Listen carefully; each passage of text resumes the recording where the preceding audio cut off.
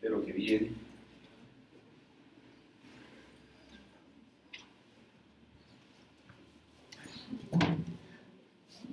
Listo, entonces comencemos. Maxilar interno. La primera herramienta, aquí tengo entonces lo mismo, esquematizo. Aquí tengo carótida externa, aquí sería cortado temporal superficial, y todo esta que viene por aquí ramificando se va a hacer mi arteria maxilar interna. Primera herramienta, ahí va, creo que están señaladitas ahí como en orden. Va a ser la arteria auricular profunda. Si se darán cuenta, hablamos de la arteria, les voy a decir que entra, que se distribuye a membrana timpánica, oído medio. Entonces se distribuye por membrana timpánica. Como veremos más adelantico en oído las paredes se comparten. Entonces, por lo menos, más adelante, membrana timpánica es intermedio entre oído externo y oído medio. Y cuando esté en oído medio, voy a mirar una pared que se llama la pared laberíntica. Esa pared comparte oído medio con oído interno. Eso hace entonces en oído lo complejo, que cuando uno quiera dar una irrigación a una parte, digámosle a oído medio, entonces la irrigación mía como oído medio la comparto con membrana timpánica, porque comparto pared. Y a su vez, mi irrigación como oído medio la comparto con el interno, porque tengo una pared común. ¿Sí me hago entender? Hicimos ese ejercicio con los huesos del cráneo, y era por eso, para entender después esa dinámica que a veces no me la explican, pero que la necesito para un diagnóstico. Entonces, por eso voy a hablar de la auricular profunda. No escriban siglas, por favor. Yo lo coloco ahí pues, para que no tenga tanta letra grande. Esas diapositivas, pero no es para hacer esto una manera de escribir. Entonces, mi auricular profunda va para conducto auditivo externo. Va a contribuir en la irrigación de la membrana timpánica. Y la auricular profunda también va a tener una implicación, porque es que no puedo olvidar una relación de vecindad.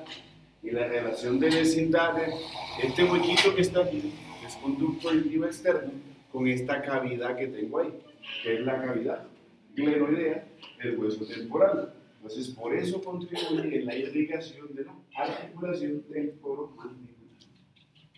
Pongo esas tres funcionalidades. La otra la veíamos ayer. Sí, fisura petrotimpánica o de Glasser. La segunda herramienta de la maxilar interna es una arteria timpánica anterior. La timpánica anterior baja con destino a oído medio. Tapiza a toda la mucosa que tapiza el oído medio, las paredes de ese hueso que circunscribe el oído medio, las delimitaciones de ese cuarto que es oído medio.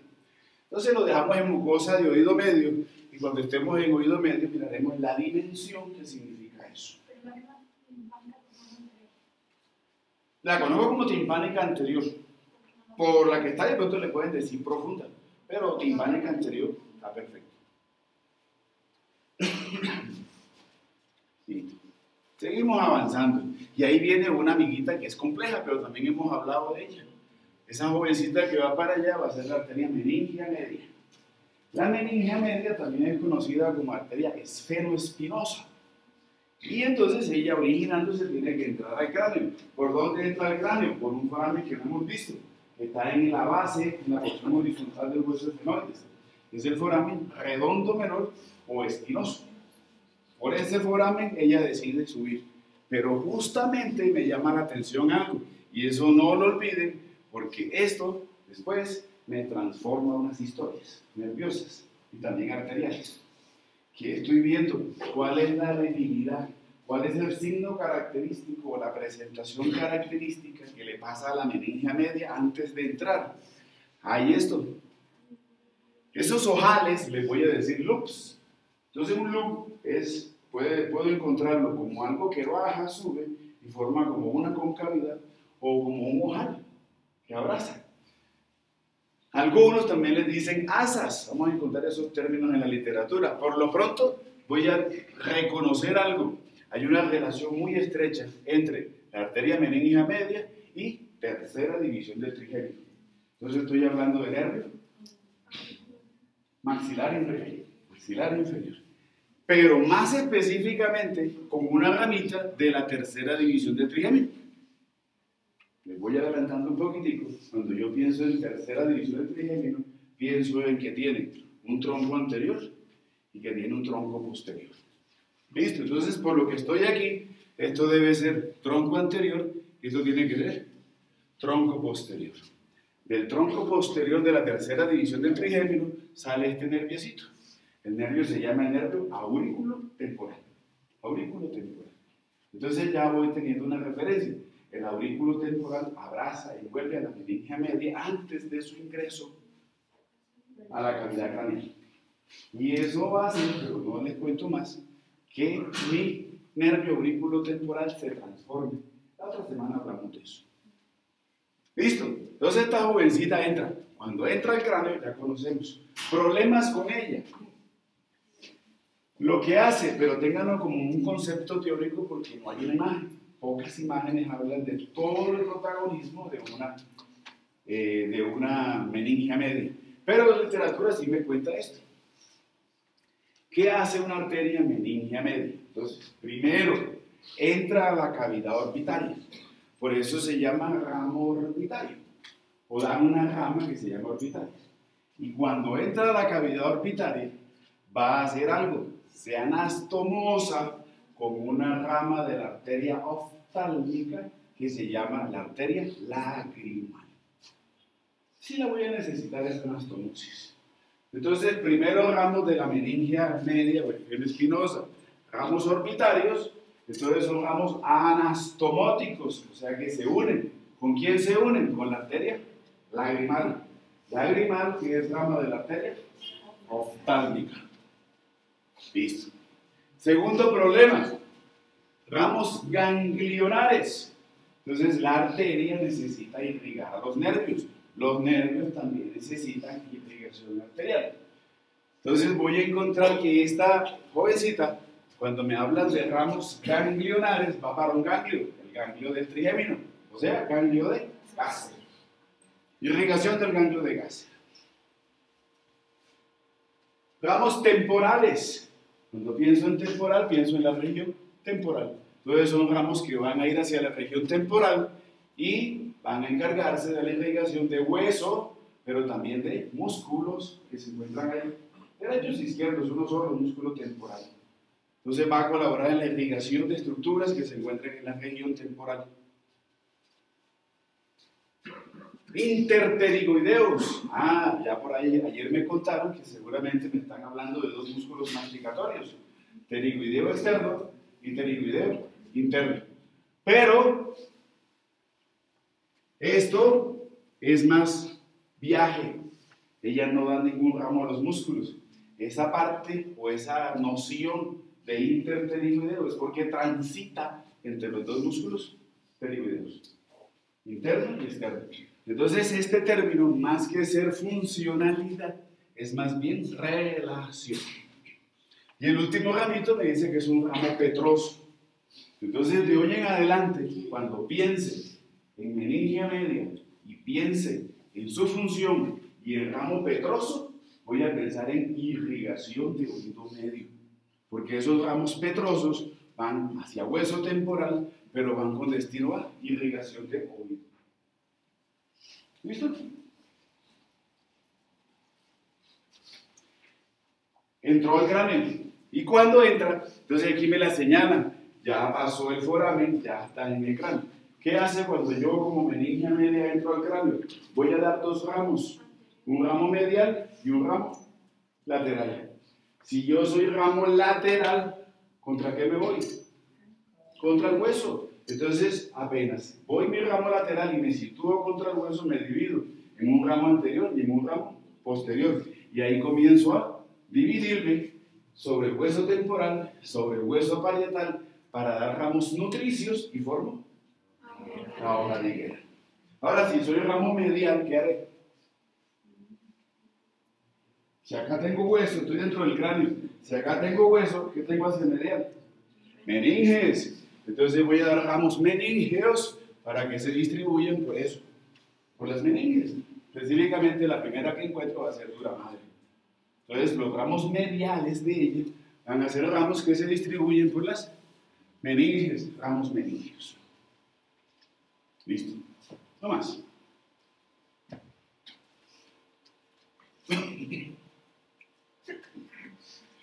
La otra ramita, ya salimos de esta, vamos con esta otra. Esta jovencita que está ahí va a ser la arteria meningia menor. Meningia menor. Entonces tengo meningia media y tengo meningia menor. La arteria meningia menor también le dicen meningia accesoria. Esta arteria meningia menor o meningia accesoria tiene que entrar por un agujero hacia la cavidad craneal. Entonces va a entrar por el foramen oval. Foramen oval. Pero ella, antes de entrar al cráneo, va a hacer algo. En esta región que estoy aquí, ¿qué será esta parte que está aquí? Ahí son las apófisis pterigoides, eso es coanas. Y si me voy hacia atrás en mí y me acuerdo de esas coanas, estoy en paladar blando. Entonces, la arteria meningia menor o meningia accesoria, antes de entrar al cráneo por el foramen oval, va a encargarse de irrigar dos territorios. Uno, músculo pterigoideus externus, músculo masticatorio.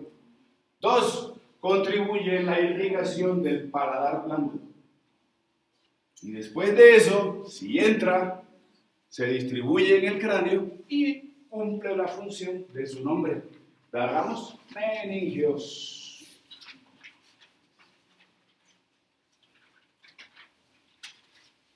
Y ahí sí toca corregir Netter, por favor. Coloquen ahí corrección, si no ven, entonces tocan un asterisco y corrigen las imágenes. No sé si en la sexta edición no la he revisado, pero sé que todas las demás traían ese error. Dentro de las ramas de la maxilar interna que van hacia arriba, voy a encontrar dos ramitas, esta que está aquí y esta que está acá. Van a ser las arterias temporales profundas. Entonces tengo arteria temporal profunda anterior y temporal profunda media. ¿Con qué destino van? Hacia la región temporal, músculo temporal, estructuras a nivel temporal, músculo y hueso, básicamente. Aunque también piel y tejido celular subcutáneo, pero son arterias que son profundas, como su nombre lo indica. Aquí me lo muestra, por debajo del músculo es que las voy a encontrar. Entonces, arterias temporales profundas anterior y media.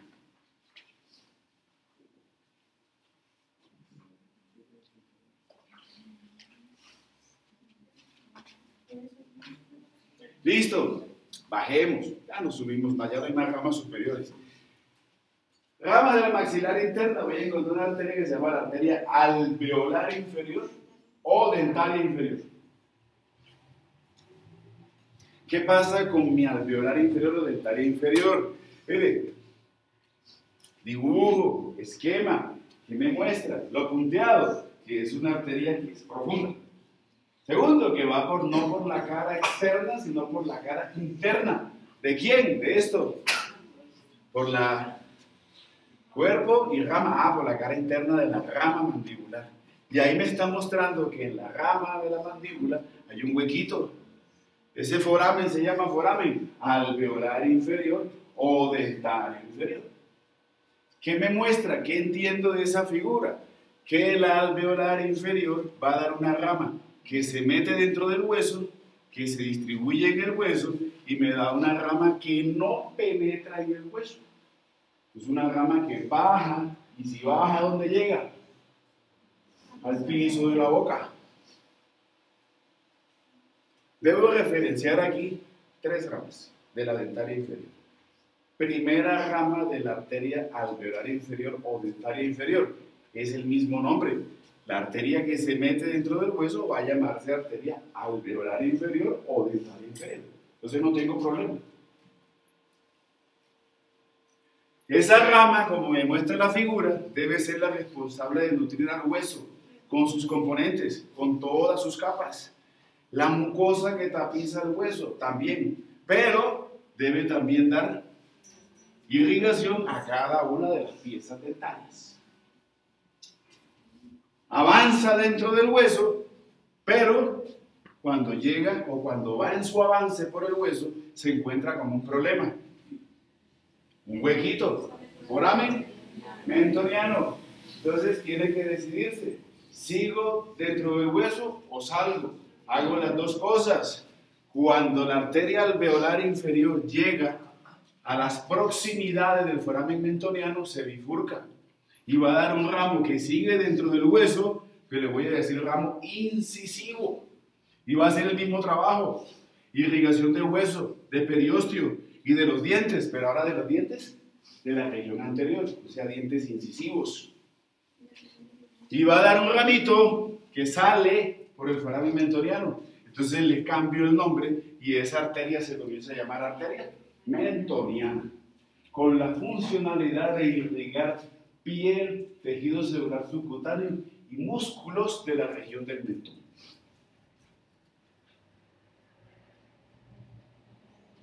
Segunda rama del alveolar inferior, la que dijimos que no entra dentro del hueso, sino que es una rama que va para el piso de la boca, arteria miloioidea, es la arteria del piso de la boca. La vamos a utilizar cuando queramos hablar del piso de la boca, cuando queramos hablar de la región suprayoidea, allá la vamos a poner para todo. Arteria miloioidea, con destino al piso de la boca. Y la tercera rama que me da el alveolar inferior, esta que veo aquí, va para el piso de la boca, rama lingual. Rama lingual. Entonces, alveolar inferior son tres ramas. Alveolar inferior o dental inferior, miloioidea y ramo lingual. Sin comentarios, el ramo lingual no va para la lengua, va para el piso de la boca. Piso de boca.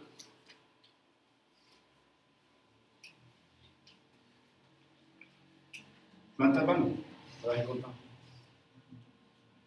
Otra ramita de la maxilar interna, arteria bucal.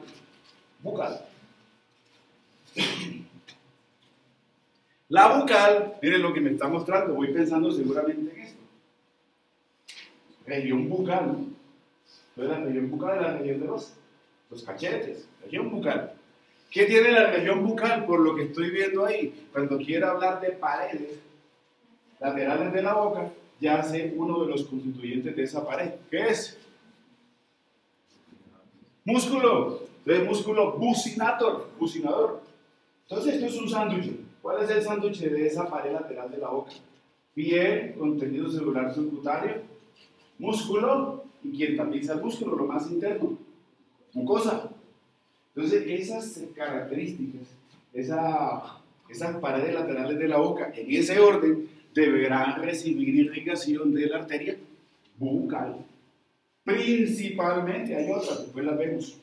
Pero ahora quiero para mi región bucal una arteria bucal para la irrigación de piel, tejido celular subcutáneo, músculo bucinador y la mucosa que tapiza el bucinato, la mucosa bucal.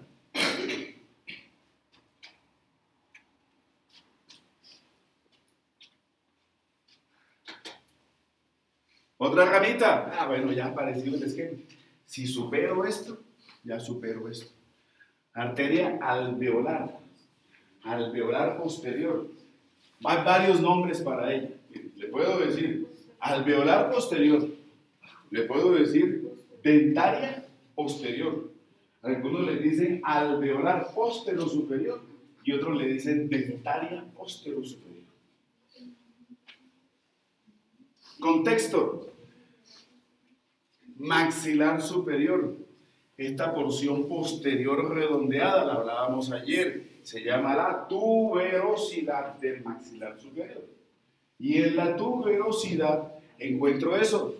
1, 2, 3, hasta 4 huequitos. Los forámenes se llaman igual que la arteria. Todos son forámenes alveolares posteriores. Entonces, la maxilar interna da una arteria alveolar posterior que perfora el maxilar, o penetra, perdón, el maxilar superior por los forámenes alveolares posteriores. Y cuando penetra, se va a encargar de la irrigación del hueso, todos sus constituyentes, con la mucosa que tapiza el hueso. Si hacemos algo reflexivo, aunque yo voy para el hueso, ¿por qué le doy a la mucosa que tapiza el hueso? Si yo sudo, no mojo la camiseta o la camisita. Ahora, si percibimos, si sentimos esas mucosas, están firmemente unidas al hueso.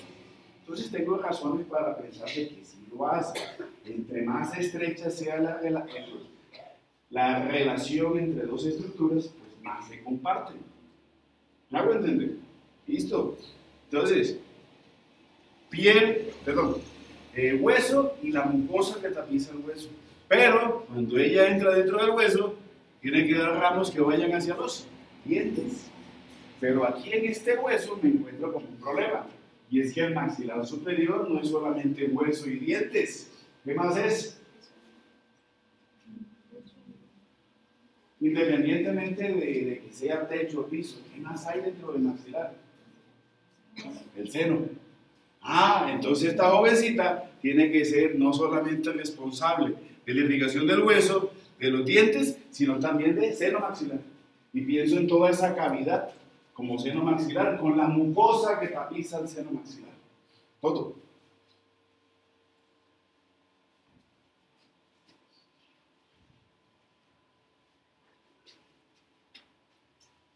Listo. Otra ramita. Entonces aquí tengo lo mismo. Esto debe ser apófisis, pterigoides. Esto que está aquí es la tuberosidad del maxilar superior. Entre esas dos estructuras hay un conductico. El conducto se llama el conducto palatino posterior. Sí, está por detrás de la región. Conducto palatino posterior. La maxilar interna da una rama que transita por ese conducto palatino posterior. Y esa arteria se llama la arteria palatina superior o descendente. Palatina superior o descendente. Ahora, yo nazco de la maxilar interna, recorro un conducto palatino superior o descendente, y cuando ya termino de recorrerlo, miro para abajo, voy a encontrarme un hueco grande hacia adelante y 2 o 3 huequitos pequeñitos hacia atrás.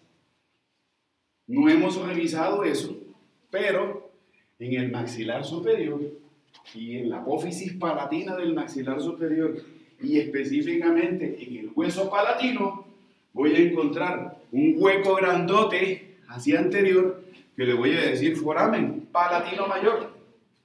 Y voy a encontrar 2 o 3 huequitos atrás que le digo forámenes palatinos menores. Entonces yo como arteria palatina superior o descendente, cuando recorro ese conducto palatino posterior y miro hacia abajo, voy a encontrarme al foramen palatino mayor y a los forámenes palatinos menores. Tengo que decidirme por cuál me voy, por los dos.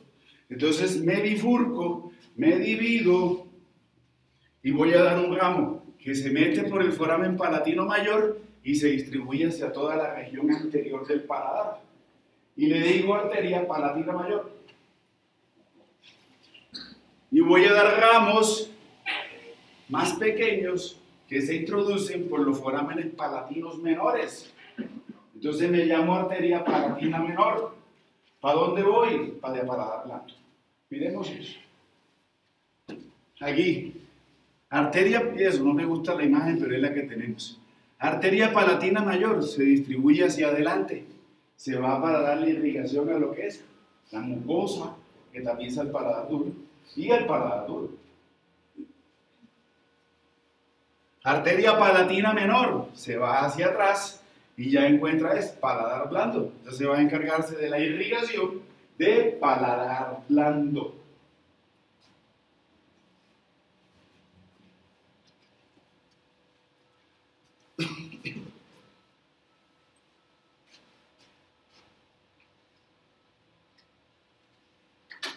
Ya casi. La otra ramita, arteria infraorbitaria. Bueno, tampoco hemos visto eso, pero bueno. Aquí tengo algo, aquí tengo unos huequitos a nivel de la órbita. Si ya revisaron la órbita, yo sé que ya debo haber terminado huesos de cráneo. En el fondo de la órbita tengo un huequito redondeadito. Foramen óptico. Hay un foramen alargado por encima que se llama fisura orbitaria superior. Y hay otro foramen alargado abajo que se llama fisura orbitaria inferior. Este esquema lo que me está mostrando es que la maxilar interna va a dar una rama que se llama la arteria infraorbitaria. ¿Cómo hago yo como arteria infraorbitaria necesito ir a la órbita? ¿Por dónde paso? Listo, me voy por esto. Transito por la fisura orbitaria inferior. Entro a la órbita. Pero cuando entro a la órbita, voy a encontrarme con esto. Con un surco infraorbitario. Penetro. Creo que esto lo que me está diciendo es que aquí tengo un hueco dentro del hueso.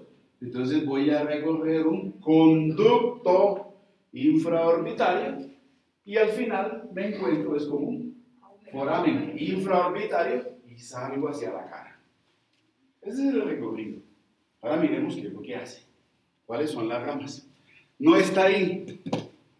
Pero resulta y pasa que antes de entrar a recorrer ese espacio dentro del hueso llamado conducto infraorbitario, esta jovencita va a dar una rama.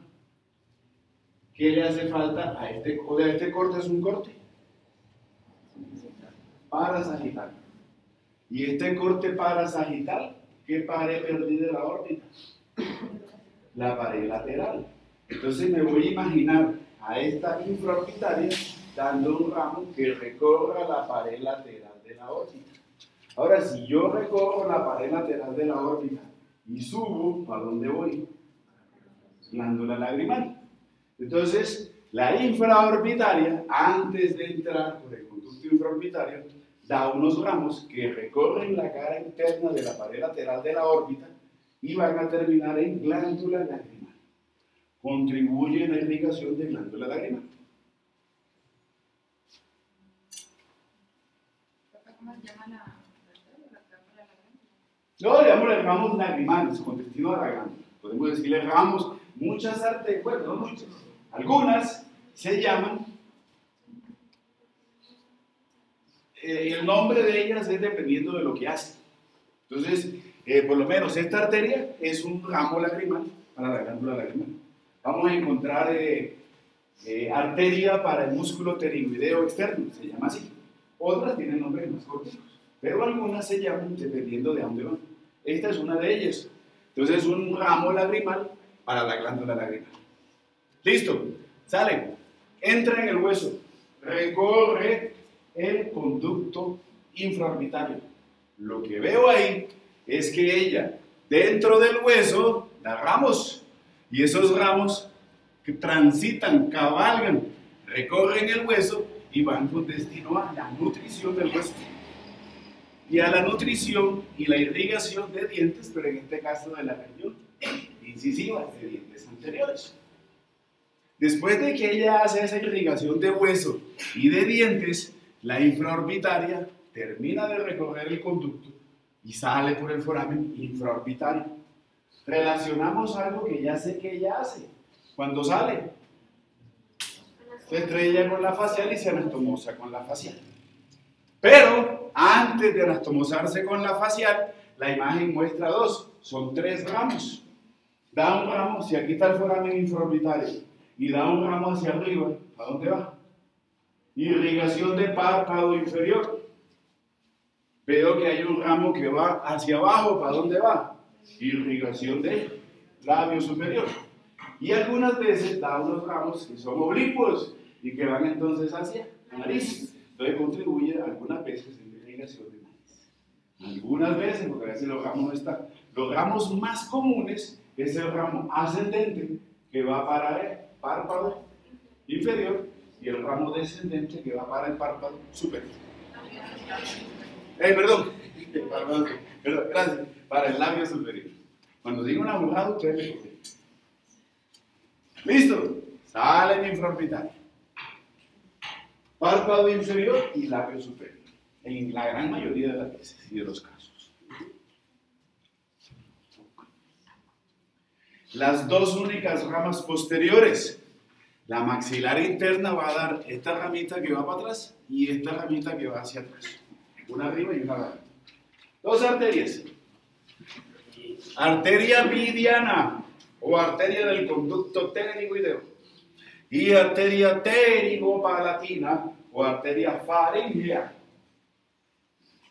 Y si yo solamente miro, porque debo ser buen observador, y sigo la direccionalidad, este tubo que está aquí es faringe. Estoy a nivel de la nariz, nasofaringe, irrigación del techo de la faringe, del fornix faríngeo. Tradúzcase, nasofaringe. Irrigación del techo de la nariz, de esa nasofaringe, de esa rinofaringe. Y ahí también le pondremos una estructura que más adelante la hablaremos en nariz. Contribuye en la irrigación de la trompa de Eustaquio o trompa faringotimpánica.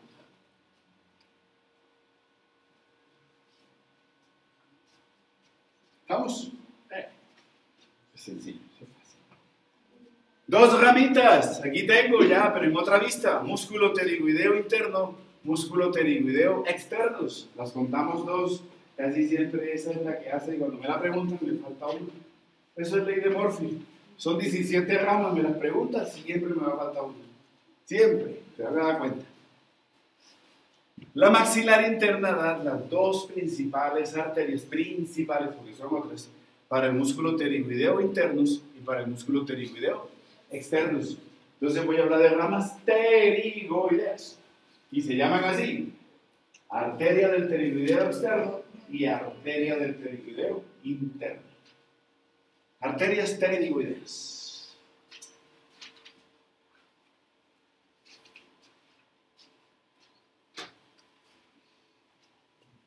Otra ramita se está yendo hacia afuera, va a ser la arteria masseterina.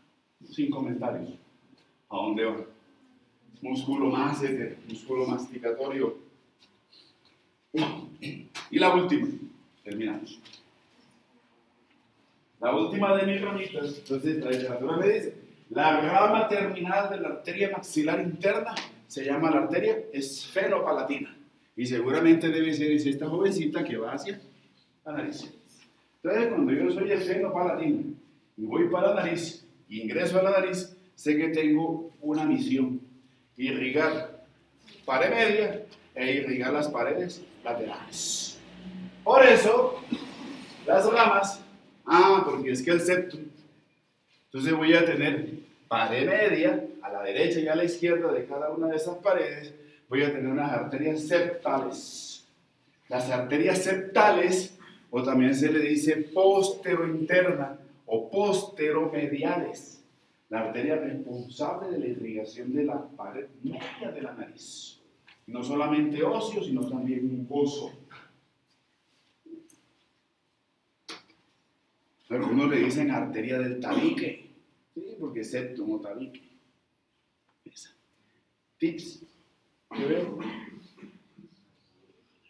Entonces la arteria septal posteromedial, si ahora tomamos algo, la arteria palatina mayor. Cuando revisen, ya están las guías, están las dos. Esta guía que está ahí es para el 14, para el 28 y la otra. Para este viernes que viene, no este sino el otro, huesos de la cara. Y para el que sigue más adelante, columna vertebral. Ya están las dos guías en roca. Entonces, aquí tengo un foramen incisivo. Entonces lo que veo es que mi arteria palatina mayor penetra por el foramen incisivo, pero también mi arteria septal posteromedial penetra por el foramen incisivo y hacen anastomosis.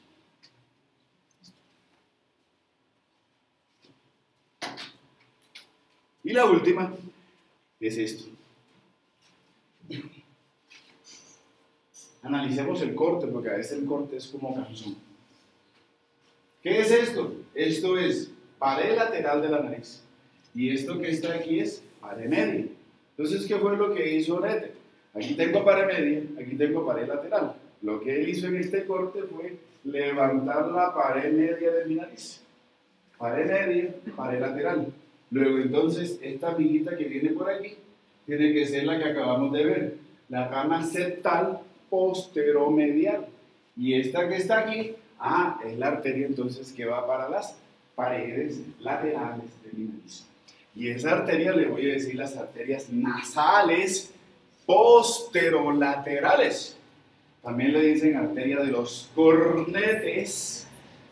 Y creo que la imagen es un poco clara. Ya les dijimos, ya dije que los cornetes no son planos, sino que son levantados. Si son levantados, ¿qué habrá por debajo de ellos? Un espacio. El espacio por debajo o por dentro de los cornetes se llaman meatos. Por eso la septal posterolateral o posteroexterna dice que da la arteria de los cornetes y del espacio que está adentro, de los meatos.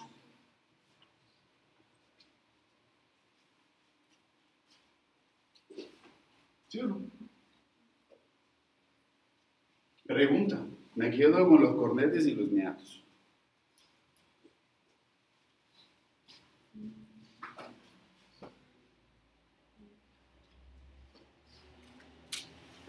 Reflexiones, a ver si hacen de...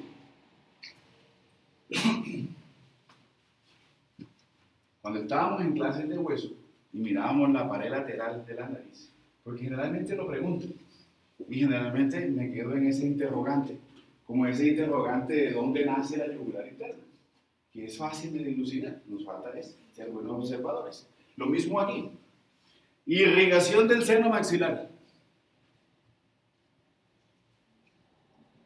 Irrigación del seno seminal. Discrimine la irrigación de las celdillas seminales. Lo que dicen seminales. Dígala toda. Entonces no se les olvide algo, por favor. La misma mucosa que tapiza las paredes laterales de la nariz es una pared que se reproduce y tiene las mismas características. Y es la misma mucosa que tapiza los senos. Luego, entonces, si yo estoy hablando de la irrigación de la pared media, de la pared lateral de la nariz, esa irrigación no solamente es de esa mucosa de las paredes laterales, sino que también la reproduzco a los senos. Entiéndase seno frontal, entiéndase seno maxilar, celdillas etmoidales y entiéndase seno externo. ¿Hay otras? Sí, pero como me van a pedir todo, pero quieren que yo sea perfecto, entonces conozcamos todo. ¿Listo? ¿Me hago entender la idea? El contexto. Listo. ¿Dudas o preguntas de maxilar interna?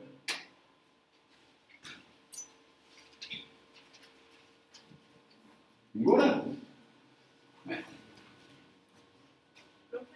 Hola. ¿La arteria orbitaria puede recibir otro nombre? No. O sí. Dos cosas. ¿Por qué? Lo que pasa es que cuando veamos nervios, hay un nervio que va acompañando a la arteria.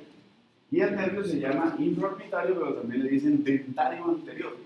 Entonces, por eso, algunos autores a la infraorbitaria también le dicen dentaria anterior. No es la misma jovencita, por si acaso. Pero puede ser nomenclatura ya vieja. Bueno, muy bien. Carol, hola.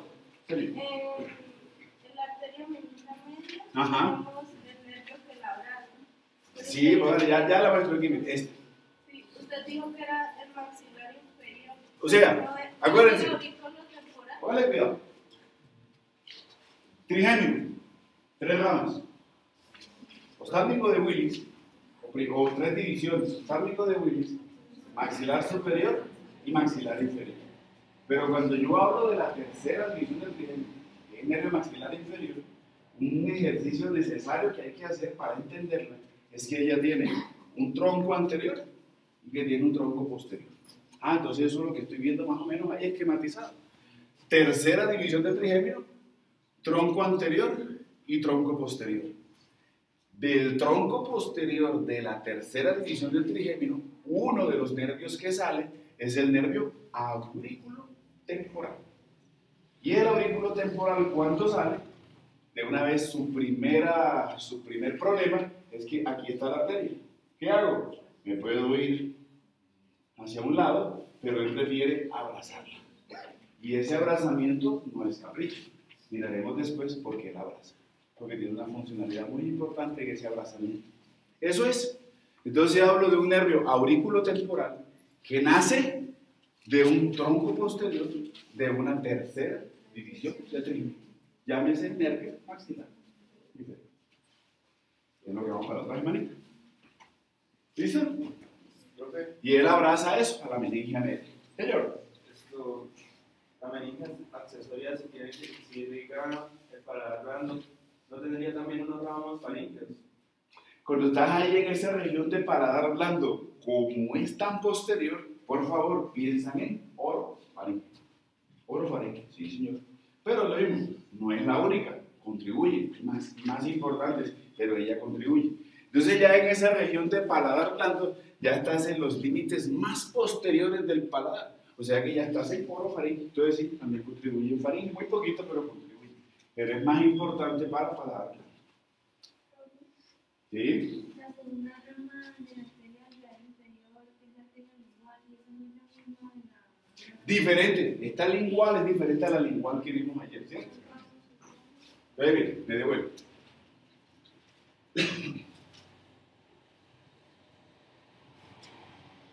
Ayer en mis descripciones tenía esto. Tiroidea superior, aquí tenía arteria lingual y aquí tenía la facial. Sí, tengo una lingual que es rama de la carótida externa. Pero cuando me plantean la dentaria inferior o alveolar inferior, me dice de que ella tiene que dar, uno, un ramo que va dentro del hueso, se llama lo mismo, arteria alveolar o dentaria inferior. Dos, un ramo que no se mete dentro del hueso, sino que va hacia el piso de la boca. Entonces, arteria miloioidea. Y da un tercer ramo que también va con destino al piso de la boca. Es un ramo lingual. Y miloioidea, piso de boca. Allá pondremos entonces, cuando pensemos en todos los músculos de la región suprayoidea, allá lo ponemos. La mucosa que tapiza el piso de la boca también. Hasta ahora piso de boca. Cuando estemos en región suprayoidea miraremos todo lo que contribuye, todo lo que significa piso de boca o región sublingual. ¿Y tiene algún protagonismo del miloideo del músculo? También, porque el miloideo hace parte del piso de la boca. El piso de la boca, tengo la mucosa, pero si yo levanto la mucosa, el verdadero piso de la boca es muscular y es el músculo que más abarca o el más importante en contribuir a ese piso de boca es el músculo miloideo.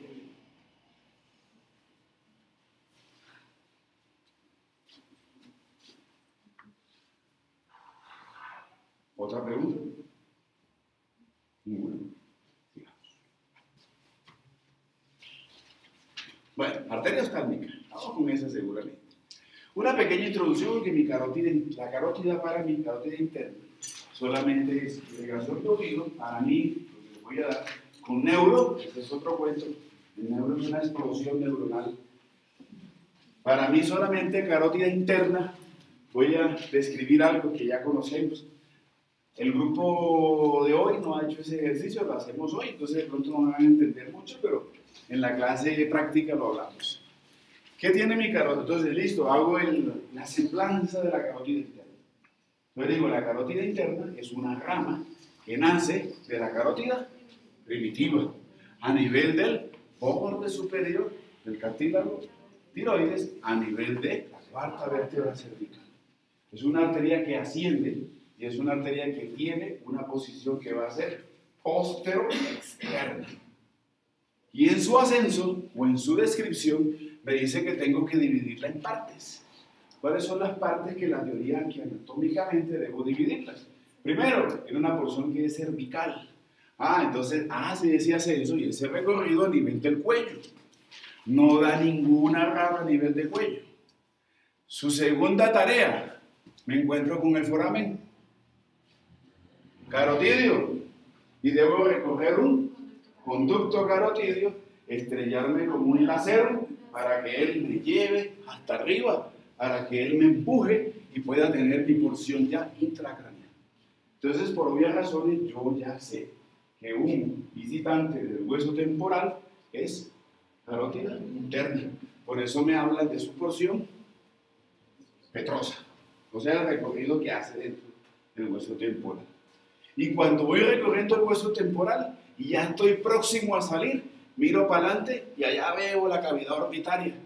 Y mañana vamos a hablar de una estructura anatómica que está por detrás de la cavidad orbitaria, que es venosa, que es el otro seno que nos falta por ver, bien peligroso, que es el seno cavernoso. Y el seno cavernoso le encanta abrazar a la carótida. Entonces su tercera porción va a ser la porción cavernosa en relación con un seno venoso que se llama el seno cavernoso. Y lo último que ella hace, ya cuando se estrella con el lacerum, que la lleva hacia arriba y hacia adentro de la cavidad craneal, es su ramo cerebral. La conozco, que ya sabemos que es el cráneo. Ya mimificamos eso como un alambre. Listo. Profe, Señor. el seno Cavernoso. cavernoso está en Venga, ya lo muestro. el foramen nasal. No, está enfrente del óptico, pero ya lo muestro para que me entiendan un poquitico mejor. Me voy para el final. Uy, demasiado final.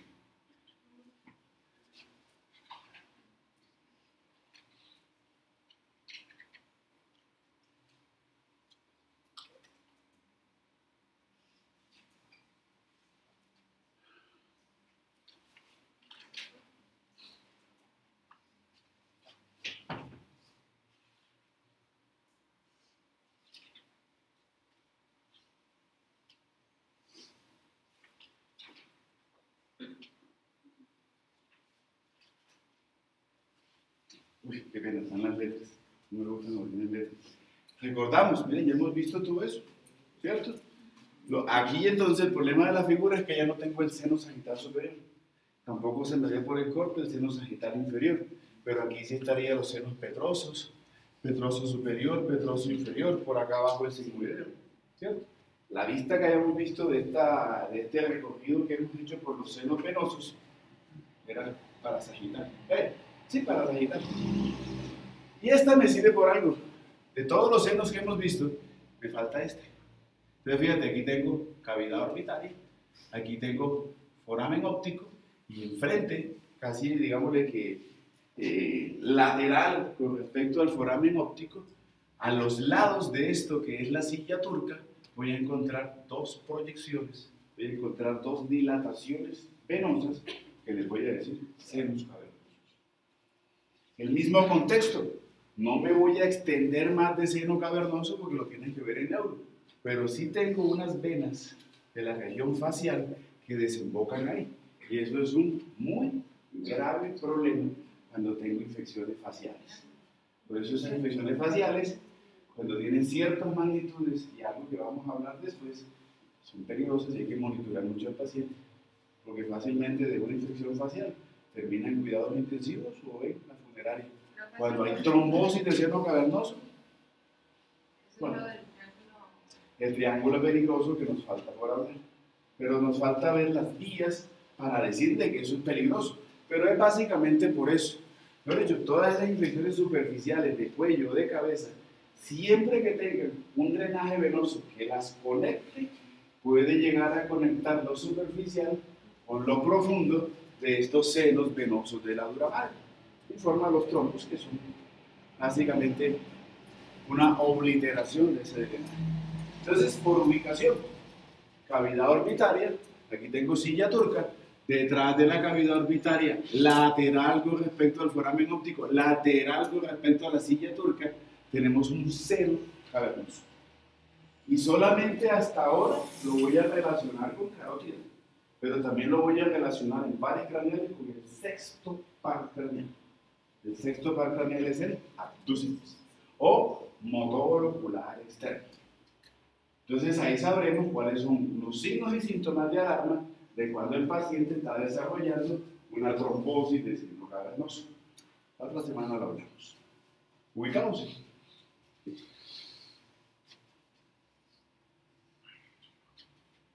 Listo. Entonces tenemos eso. Esa es la mancha, la mal mancha, porque en la otra figura sí lo veo más bonito. Aquí solamente me muestran, es como unos hilitos azules, pero esos hilitos están representando a todo ese seno cavernoso. Y esa relación de abrazamiento que hace, o de relación entre un seno cavernoso que está y una carótida que necesita pasar.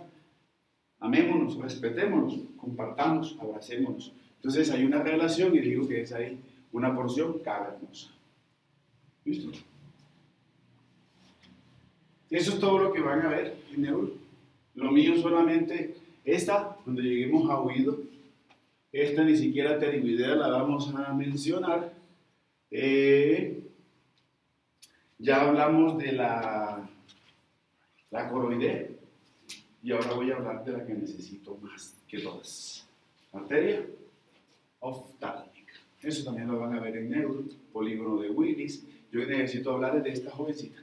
Aquí tengo carótida interna, aquí tengo foramen óptico, y a través del foramen óptico se introduce en compañía de esto que es nervio óptico, una arteria que le voy a decir la arteria oftálmica. Ramas de la arteria oftálmica.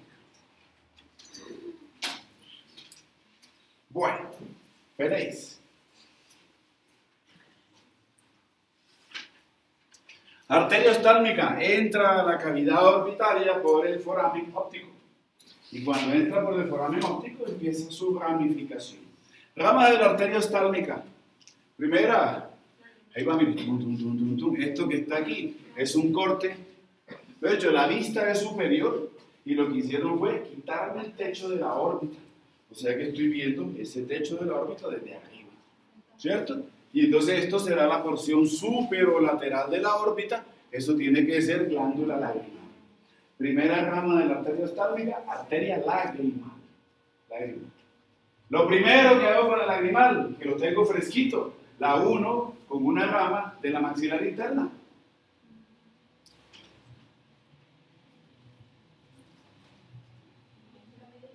Con los ramos orbitarios que se originaron de la arteria meningia media. Listo. Eso es lo que me dice aquí Feneis. Ahí mal esquematizado me está mostrando, apenas nace la lagrimal, su ramo anastomótico con ese ramo orbitario de la meningia media. Primero, listo. Sigue avanzando. Y mi arteria lagrimal, cuando avanza, vamos a mandarle al ramo para darle honor a su nombre. Entonces le da irrigación a la glándula lagrimal. Entonces, ramos con destino a la glándula lagrimal para su irrigación. Pero la literatura me dice de que ella va a dar este ramito que está aquí. Me lo describen como unos ramos ciliares. Entonces habíamos, ¿recuerdan del nervio nasociliar? Yo sé que el término ciliar es de globo ocular. Entonces da unos ramos ciliares anteriores. Problemas con este ramo ciliar anterior, que no he visto globo ocular. Y me dicen que los ramos ciliares anteriores va para algo que se llama coroides y algo que se llama cuerpo ciliar. Hagamos un adelanto de globo ocular para entender qué son esas ramas. Un corte de globo ocular. ¿Qué necesito? Recordemos bachillerato, biología. Esto que está aquí, la capa fibrosa del globo ocular. Esta capita que está aquí me dice que va a ser la capa externa del globo ocular y le voy a decir esclerótica. Esclerótica. Es una capa fibrosa, blanca, blanco-amarillenta. Cuando se pone muy amarilla, hay mucha bilirrubina, hepatitis, ¿cierto? Esa capa fibrosa hacia adelante se transforma y se vuelve más delgada y se vuelve transparente, translúcida. Entonces va a ser la córnea. La córnea. Primera capita. Segunda capa, la que se ve rosadita. La segunda capa del globo ocular es la capa nutricia del globo ocular. O sea que es donde está toda la mayor cantidad de arterias y venas. Entonces, esa segunda capa del globo ocular se llama la coroides. Y si yo sigo a mi coroides, la coroides se envuelve al globo ocular, va de posterior hacia anterior, y cuando llega hacia la región anterior, la coroides sufre una dilatación. Esa dilatación se llama cuerpo ciliar. Cuerpo ciliar. Y de ese cuerpo ciliar se proyecta hacia adelante y entonces forma una estructura cilíndrica que tiene la propiedad de ser un esfínter que abre o cierra, que se llama el iris, y en el centro del iris el esfínter que es la pupila. Entonces voy a revisar una proyección del cuerpo ciliar hacia adelante que es iris, y en todo el centro del iris ese diafragma que abre o cierra que es pupila. ¿Listo? No hay problema, es muy sencillo, ¿cierto? No tiene problema.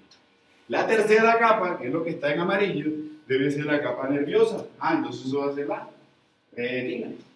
La retina. Ese es el origen real del segundo párpado nervioso. Listo este esquema. Segundo esquema para lo que vamos a revisar. Aquí tengo globo ocular. Esto me estará señalizando ¿qué? Eso es el párpado. Ahora, si yo miro un párpado, el párpado voy a decir que tiene 3 capas. La capa más externa, piel, la capa intermedia, músculo, vamos a hablarlo más adelantico, y lo que está en rojo, ¿qué será? Mucosa. La mucosa que tapiza la cara interna de los párpados. Pero esa mucosa, le pongo nombre, aquí era mucosa bucal, y a esta mucosa le voy a decir la conjuntiva. Conjuntiva, debería decirle, porque tengo un problema ahí con la conjuntiva. ¿Cuál es? La conjuntiva no solamente tapiza la cara interna del párpado, superior e inferior, sino que también tapiza la cara anterior del globo ocular. Entonces tengo 2 conjuntivas. Aunque es una sola, se dividen en 2. Entonces voy a hablar de una conjuntiva palpebral y de una conjuntiva ocular. ¿Pero por qué? Porque es que la arteria lagrimal también me dice que da, además de los ramos ciliares, da ramos conjuntivales. Ahora ya lo entiendo un poquito mejor, me falta ver globo ocular, pero ya no paso entero. Entonces, le pongo a esta lagrimal los ramos ciliares con destino a la capa nutricia del globo ocular, que va a ser la coroides, y a esa dilatación que sufre la coroides, que es cuerpo ciliar. Sigue avanzando y mi lagrimal va a dar los ramos conjuntivales para la conjuntiva, para las 2, conjuntiva palpebral y conjuntiva ocular. Sigue avanzando y lo que yo entiendo aquí es que ella se está yendo hacia adelante, y eso que estoy referenciando ahí lo quiero ver también aquí, porque eso es lo que ella está haciendo, está perforando, sale de la cavidad orbitaria, y si sale de la cavidad orbitaria, vamos a tener que revisar la otra semana de los músculos que tengo a nivel de la cara, un musculito que tiene forma anular, forma orbicular, y va a ser el músculo orbicularis oculi. ¿Qué entiendo? ¿Qué me trata de mostrar Feneis? Que la lagrimal, al tener que irse hacia afuera, debe perforar al músculo orbicularis. Y al perforarlo, pues simplemente ella se vuelve externa. ¿Qué hace cuando ya perfora el músculo? Va a dar esto. Se transforma en una arteria palpebral lateral. Y la arteria palpebral lateral da 2 ramos. Arteria palpebral lateral superior, arteria palpebral lateral inferior. Y hasta ahora lo que estoy viendo es que va a contribuir a la irrigación de los párpados superiores y inferiores.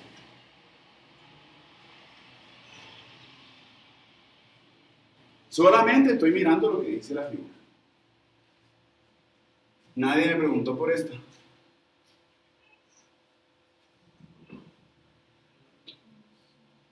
Falta una. ¿Leyeron? Sí, cierto. Porque no está en el libro, en ningún libro, hasta ahora, lo que yo he leído. Resulta y pasa que la lagrimal da un ramito. Ahora que revisen hueso cigomático esta semana, llegan en el taller, van a entender esto que yo voy a decir. Estoy en la parte superior de la órbita, pero este ramito de la lagrimal no se queda en la parte superior, sino que este ramito se va para el piso de la órbita. Y cuando yo estoy en el piso de la órbita, voy a encontrar aquí un foramen que se llama el foramen cigomático orbitario. Yo me meto por el foramen cigomático orbitario. Y si me meto por ahí, voy a salir por aquí.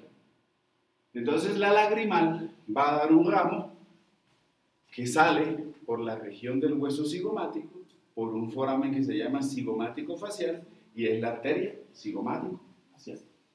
con la responsabilidad de la irrigación de la región cigomática. Llámese hueso, piel, tejido celular subcutáneo, músculos. Esta es arteria. Después hablamos del nervio. Pero el foramen cigomático orbitario, el foramen cigomático facial está aquí. Entonces cuando revisen hueso cigomático, se darán cuenta que el hueso cigomático tiene 3 huecos. Uno dentro de la órbita, cigomático orbitario. Uno externamente, cigomático facial. Y uno en su porción superior y lateral, el foramen cigomático temporal. Entonces, todo lo que entre por el foramen cigomático orbitario tiene 2 vías para salir. O sale por el cigomático temporal o sale por el cigomático facial. Es una carretera. En este caso digo, la lagrimal da un ramo arterial que sale por el foramen cigomático facial y se transforma en arteria cigomático facial. Listo, no más de la lagrimal. ¿Quedó claro?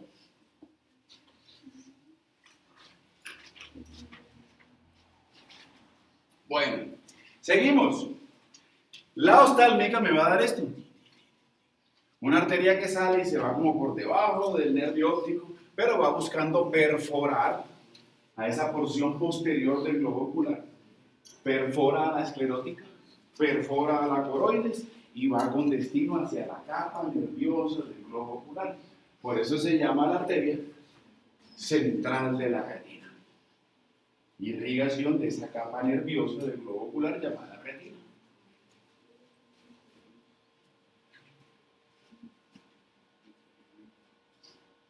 Tercera rama. La oftálmica va a dar arterias ciliares posteriores. Y las ciliares posteriores son 2. Ciliares posteriores que van a ser cortas y ciliares posteriores que van a ser largas. No voy a hablar de ellas sino en globo ocular, pero tenganlas ahí porque las vamos a utilizar en globo ocular. Ramas de la oftálmica, ciliares posteriores, 2 grupos, cortas y largas.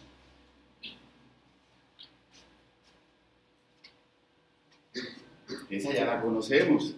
Ah, sí. Va por el techo de la órbita. Arteria supraorbitaria. Pero lo que conocemos de supraorbitaria no es nada para lo que ella es. Entonces hablemos de arteria supraorbitaria. La supraorbitaria la había referenciado como una rama de la oftálmica. La supraorbitaria me habían contado que pasaba por el techo de la órbita y que alcanzaba un foramen supraorbitario que salía y que se iba distribuido hacia la región de la frente. Pero antes de eso, ella va a dar unos ramos que van a ser ciliares. Y son los mismos ciliares con el protagonismo que tienen los de la lagrimal. O sea que los ramos ciliares de la supraorbitaria también le dan irrigación a cuerpo ciliar y también le da irrigación a coroides. Sigue avanzando y mi supraorbitaria también va a dar ramos conjuntivales, con destino a la conjuntiva ocular y a la conjuntiva palpebral. Sigue avanzando, ya va a salir por el foramen supraorbitario, pero antes de salir da unos ramos diploicos para el hueso y después sale y ya sabemos qué hace. Esa es mi supraorbitaria.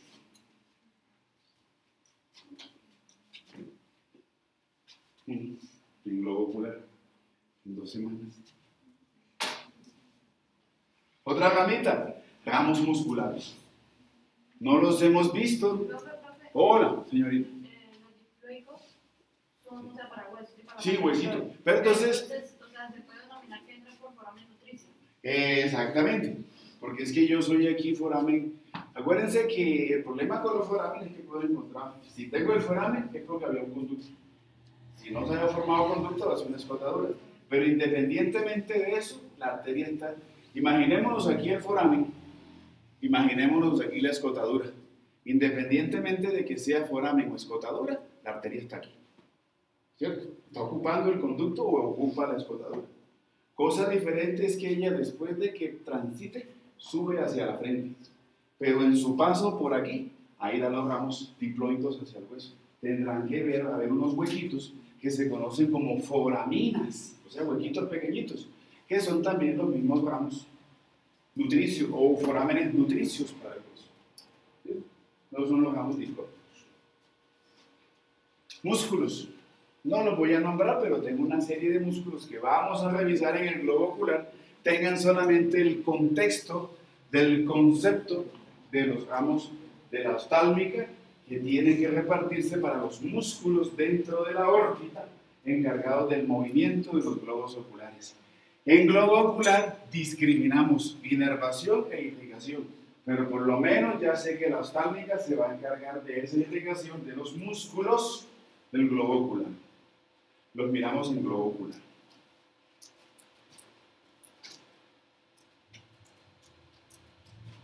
Y ya creo que el resto de la historia se me va haciendo muy familiar porque ya la habíamos tratado. Resulta y pasa lo siguiente. Cuando yo soy oftálmica, voy a dar esto que está aquí y voy a dar esto que está acá. Ya los conozco. Son los ramos etmoidales. Luego tengo arterias etmoidales posteriores y etmoidales anteriores.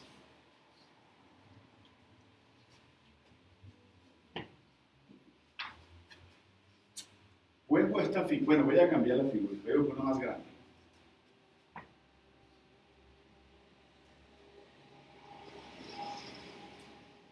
Listo. Bueno. Pared lateral, pared media. ¿Cierto? Pared lateral, pared media. Estas jovencitas que están aquí, esta jovencita que está aquí, va a ser arteria etmoidal posterior. Y esta que tengo aquí va a ser la etmoidal anterior. Lo que hemos hablado de las etmoidales, yo les había contado aquí, va para el techo. Y cuando yo tengo techo de mi nariz, y hablábamos de etmoides, también voy a pensar en celdillas etmoidales. Y las celdillas ya hemos dicho que eran tres. Celdillas etmoidales posteriores, las medias y las anteriores.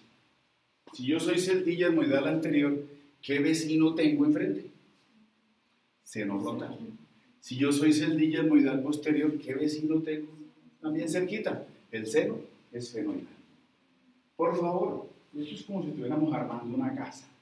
Si yo tengo un techo, este techo, por lo que estoy viendo, este techo tiene una pared media y tiene unas paredes laterales. Nada que no tenga mi casa, ¿cierto? Entonces, cuando pienso en ese techo de la nariz, por lo que me dice la figura, no solamente voy a pensar en un techo que tiene paredes laterales, sino un techo que tiene una pared media. ¿Estamos o no estamos?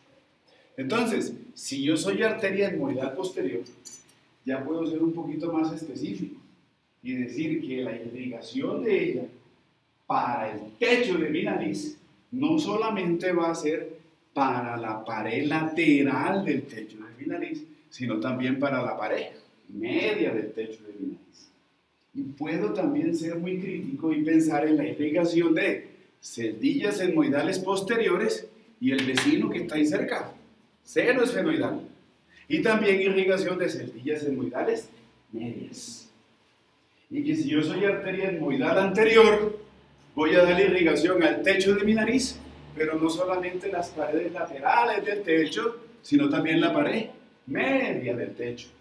Y también voy a contribuir en la irrigación de celdillas etmoidales medias, celdillas etmoidales anteriores y el vecino que tiene cerca, seno frontal. Esas imágenes son para analizarlas y verlas, no para ver qué dice la figura ni la flecha, es para concentrarme, ver, leer y ver y entender. ¿Cierto? Pero si yo soy etmoidal anterior o posterior, algo está sucediendo, pero lo voy a hablar en nariz. Por eso la nariz tiene una temperatura bastante de 37 grados, es un hornito. Y por eso el aire se calienta. ¿Por qué se calienta? Exquisitamente irrigada. Y fuera de eso, hasta ahorita tengo un problema en mi nariz. Y es que las etmoidales anteriores y las etmoidales posteriores se están anatomizando con la septal posteromedial y las septales, perdón, y las arterias nasales posterolaterales. O sea, anastomosis diostálmica con maxilar, ramas de la oftálmica con ramas de la maxilar interna. Miren, todos se están anastomosando. Necesito asegurar una excelente irrigación en nariz para lo que ella debe hacer y para complicarle la vida a ustedes. Cuando lleguen esos trámites y se nos ganyan nasales. Después hablamos de eso. ¿Me quedo solamente con esa descripción de la etmoidal anterior o le pongo más funciones? Le pongo más. ¿Qué hace de diferente la etmoidal anterior? Da unos ramos meningeos. Pero si vuelvo a mi nariz, a la orden. Ni modo, ¿qué termina? Si me voy hacia, y si sigo la historia de mi nariz, la etmoidal anterior me dice que se va a transformar, cambia de nombre. Y entonces me dice que después de que ella hace ese trabajo en el techo, se va hacia adelante. Entonces, ¿qué nombre le pongo? Nasal, antero, lateral. Porque para allá va. Estoy viendo que se va hacia adelante de la nariz y estoy en paredes laterales. Entonces, mi etmoidal anterior, resulta que ella avanza y va a dar un ramo que se llama ramo nasal antero-lateral. ¿De qué se encarga? De la irrigación de las paredes laterales de mi nariz en su parte anterior. Pero hace más cosas. ¿Qué cosa?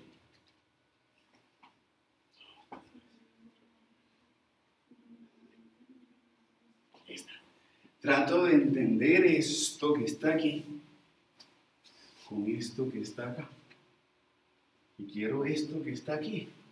Debe ser esto que está ahí. ¿Qué hace la arteria nasal anterolateral cuando se va hacia la parte anterior? Se bifurca.